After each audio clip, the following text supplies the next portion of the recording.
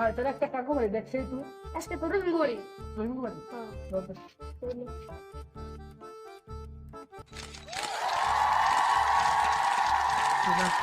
আজকে হুজুর বাইরে আছি কাজ আছে মন লাইভে যাম আচ্ছা চলো হুজুর হুজুর আজকে কোন বাড়ি লাইভে আছি তুমি কি মেসি নাকি লাইভ আসবি না হুজুর আপনি তো দাওয়াতের রোনালদো প্রত্যেক শুক্রবার নতুন নতুন লাইভ নতুন নতুন মেনু